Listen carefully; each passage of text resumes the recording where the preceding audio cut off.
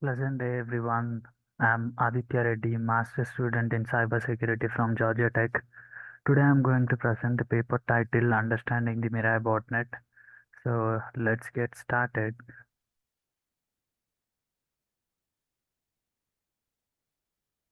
During this presentation, I will be discussing the findings from the research paper titled Understanding the Mirai Botnet, which is published in the proceedings of the 26th USCNIX Security Symposium in August 2017. So, before that, I would like to acknowledge the authors of this insightful paper, and their affiliations include Georgia Institute of Technology, Akamai Technologies, University of Illinois, University of Michigan, Google Merit Network, and Cloudflare. This valuable research presented in this paper has helped us understanding the inner working of the Mirai botnet and its impact on the complete internet ecosystem. And in closing, I will also like to thank Professor Saman for this opportunity to present on this topic. Following are the topics I will be covering in this presentation, so let's get started.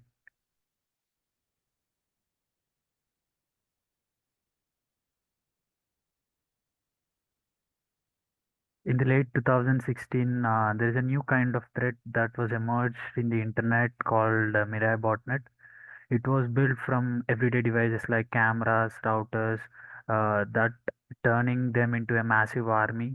And Mirai launched powerful attacks, DDoS attacks, on the major targets and causing significant disruptions. Authors of this research paper spent 7 months analyzing the Mirai.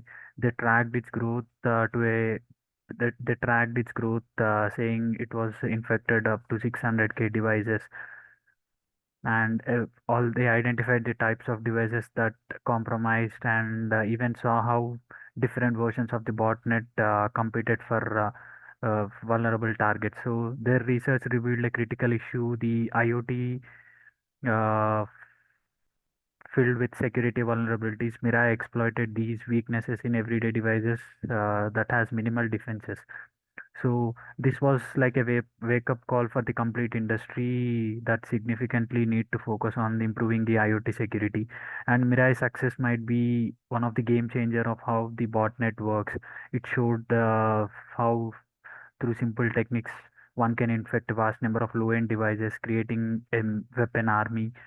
To combat this threat, everyone needs to have a multi-dimensional approach, right? So let's discuss how authors uh, research study on technical and non-technical solutions along with future research directions in this paper. So as mentioned, in the late 2016s, internet witnessed this new kind of threat.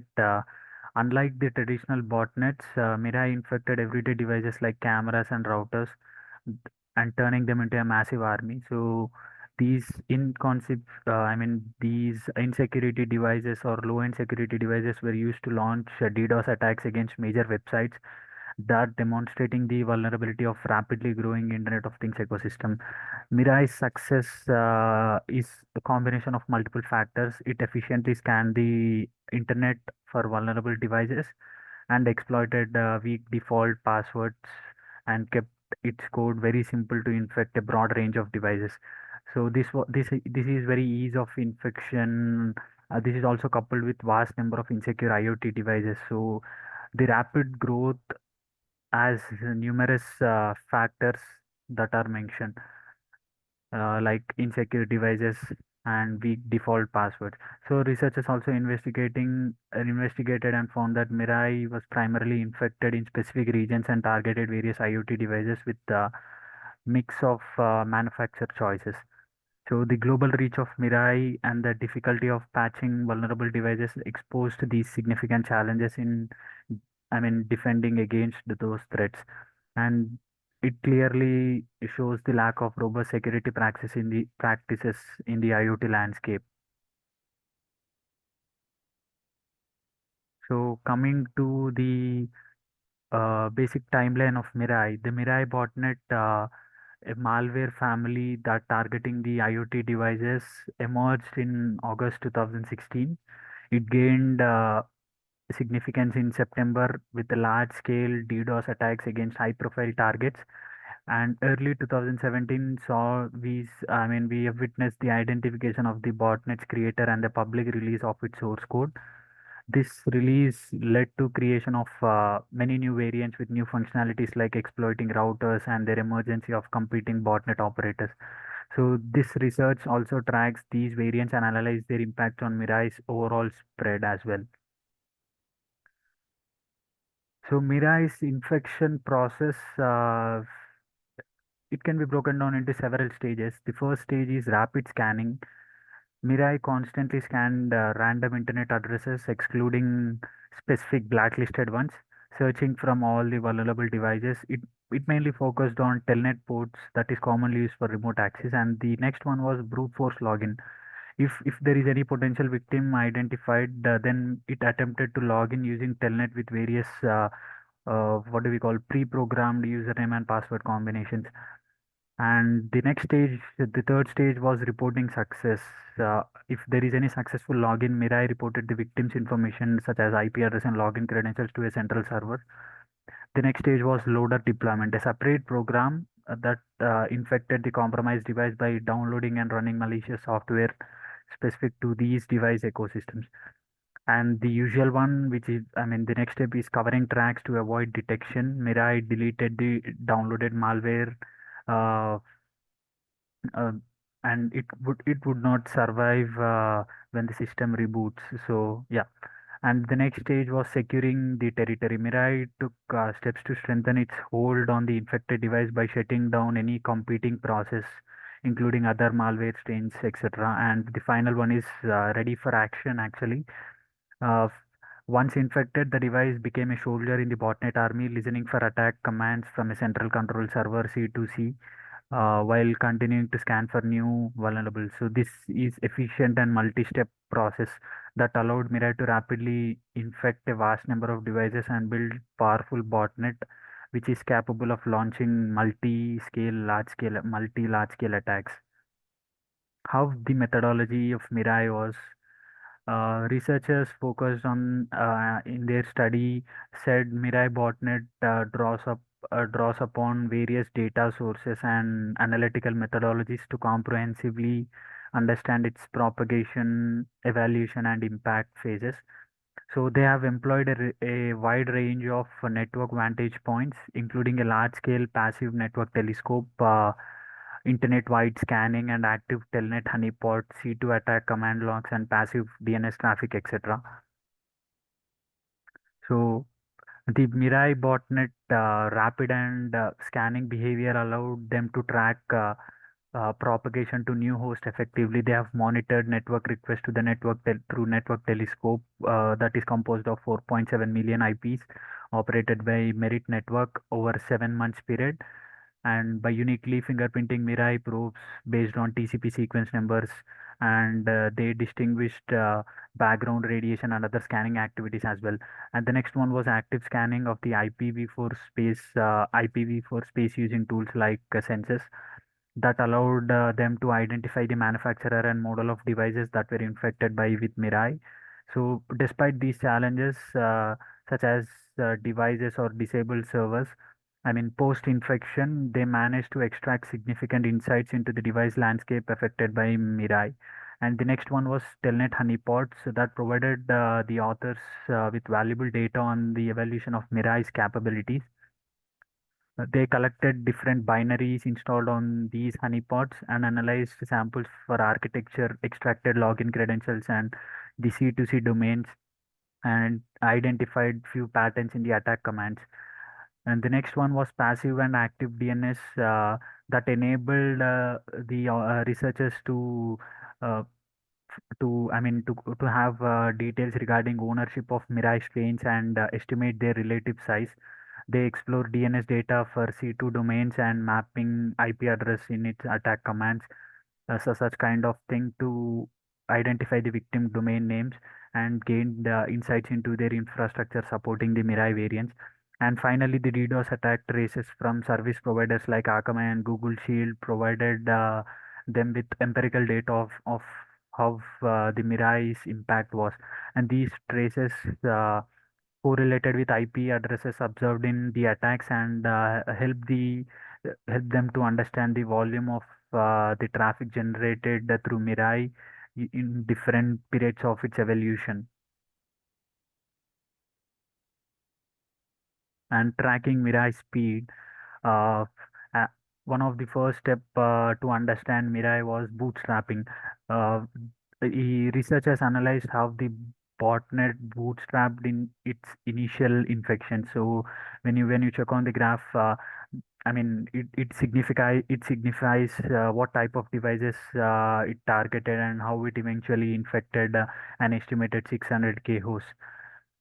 So they compared it against various botnets and worms, and as a first step towards understanding Mirai, they have analyzed how the botnet bootstrapped its infections, on what type of devices it targeted, and how it eventually infected all these significant 6,000 nodes. So uh, in the I mean graph, it estimates that the bootstraps can I mean, that lasted for 2 hours actually, and about 40 minutes later, the Mirai botnet emerged. Within the first minute, I mean, it says around 834 devices were infected, and 11K hosts were infected within the next 10 minutes. Within 20 hours, Mirai infected 64,000 devices. And then Mirai's initial 75-minute doubling time is outstripped by other worms as well, such as Code Red, Blaster during that time. And Mirai's comparatively the modest initial growth may be due to low bandwidth or computational resources of the infected devices, and also a consequence, I mean, of the slow accuracy or brute force login using small number of credentials.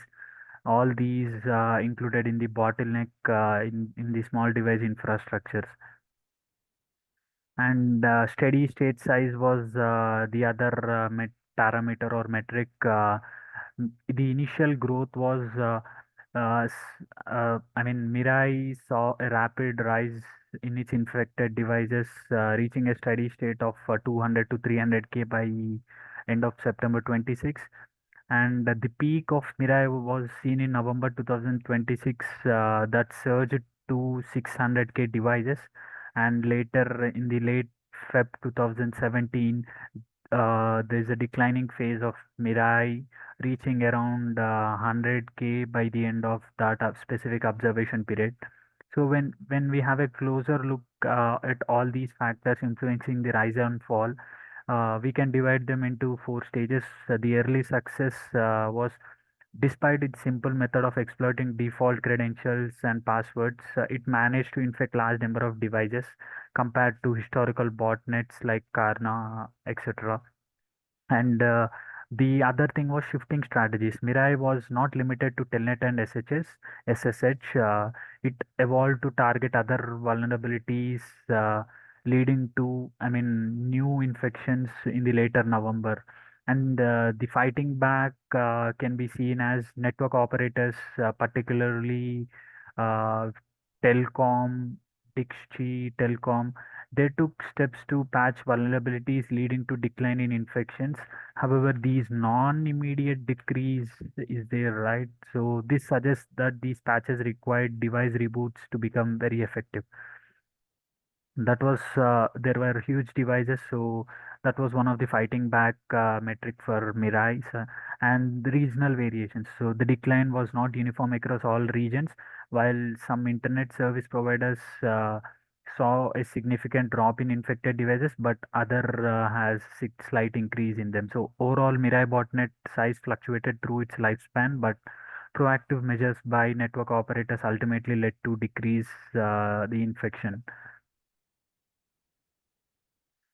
In the global distribution metric parameter, Mirai infections were heavily concentrated in South America and Southeast Asia, with countries like Brazil, Colombia, and Vietnam having the most infected devices.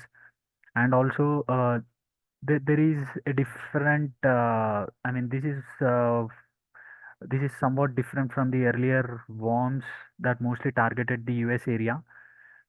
A possible reason might be in these areas they have high concentration of low quality devices preferred by the attackers for malicious activities. So the number of infected devices within these regions,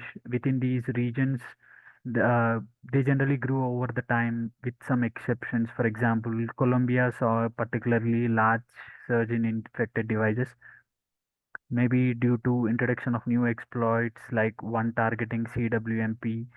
Uh, that also caused some temporary shifts in geographical distributions in the infected devices. However, Mirai primarily focused on South America and Southeast Asia throughout its active period. So this suggests that while Mirai was large botnet, it could not significantly expand the range of devices it infected over the time. When we look at the device composition, uh, the initial Mirai report suggested that it targeted mostly cameras and DVRs. But this research provides a more different picture actually. So most of the intended targets where malware code revealed, from by analyzing the malware code that is revealed, it aimed for a variety of devices, including routers, cameras, and network storage devices as well for numerous the numerous manufacturers. And in the real world infections, uh, the researchers examined infected devices and found security cameras, DVRs, and some of the consumer routers that were also compromised. And particularly, these are from the leading manufacturers like Huawei, ZTE, and Cisco. So there's one key takeaway in this: the devices Mirai targeted may not always, reflect the actual breakdown of infected devices. One important reason for this difference is Mirai's malware evolution over the time that shifted composition of compromised devices. So this research also identified a concerning trend. Some major consumer electronic manufacturers lack adequate security measures to protect against threats like Mirai. So this was one issue addressing and will require, all the coordinated efforts from these manufacturers. This is one of the solution provided by the researchers in the paper. So coming to the device bandwidth, it analyzes the capability of devices infected by Mirai. So mostly low power devices, uh, worms, all the worms, previously known worms are known for high scanning speeds, but Mirai primarily focus infected devices where has limited processing power and bandwidth. So the researchers arrived at this conclusion by examining the scan rate of these all infected devices. They have found almost half half of the scan rate were below 10,000 packets, and majority of the scan rate was 250 bytes per second. So this is significantly very slower than SQL Slammer and other worms. So these findings suggest that Mirai's power came from sheer number of infected devices, not the individual strength of those devices. So the basic low power nature of these devices might also be linked to their locations or regions, as mentioned in the South America or Southeast Asia, with limited bandwidth. So let's move on to the ownership and evolution. Uh, this is one of the interesting section in the paper actually. So there are multiple operators. Researchers found many evidence of multiple groups uh, that are operating different parts of the botnet. This is because there were no shared infrastructure between all the 33 identified C2C server clusters, and the power of the cluster, the size of the cluster was not necessarily indicative, but there are some clusters had many C2C server domains up to 112 and 92 IPs, and other consisted of just one server. So tracking the botnet activity was done by analyzing DNS lookup volume, and they found researchers estimated that the activity level is from different clusters. And this was revealed. in the over time when new clusters were taking from the old ones. So researchers able to identify how I mean able to track these cluster changes as well. And there were early sign warnings. Of in this study they have found that DNS activity often preceded the actual use of C2C server infrastructure. Potentially offering windows for preventive measures. So these findings gives us a picture of complex Mirai ecosystem with multiple actors and adaptable tactics. Looking at DNS data, yes, it is a valuable tool in identifying potential and mitigating future botnet attacks.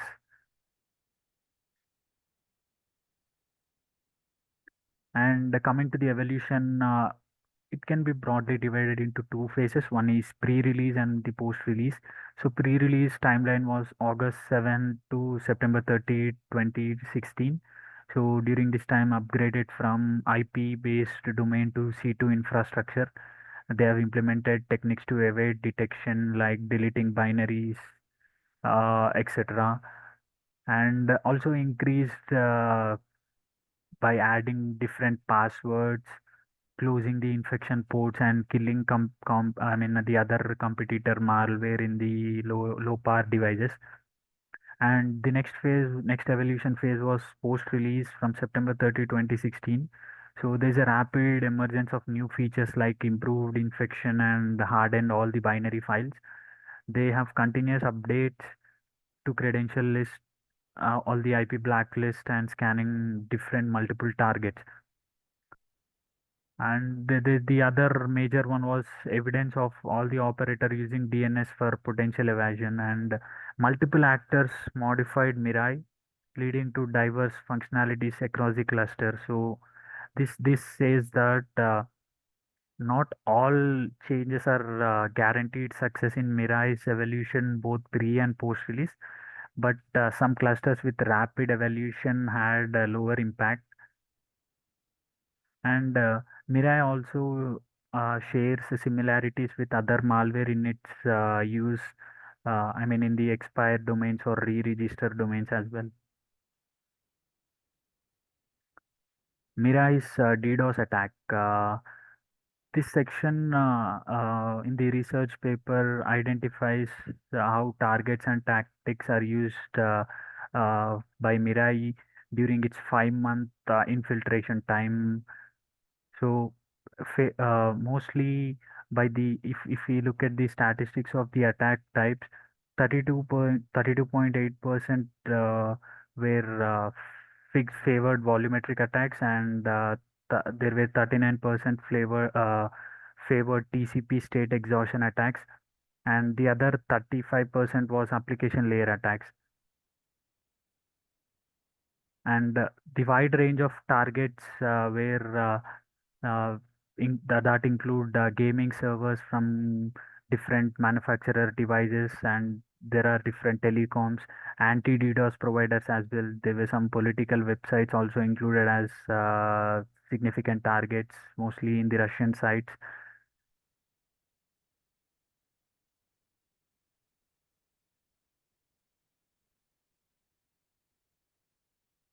There were multiple case studies, curbs on security. So there's a website. A frequent target for DDoS attacks was hit by breaking 620 Gbps Mirai attack in September 2016 during its peak time period of Mirai. And there were other Liberian Telecom Lone Star Cell. This is one such case study. It was a telecom provider was most targeted by the victim in terms of attack count. These attacks included synchronization and asynchronization floods, and reflexive attacks leveraging other companies' servers as well.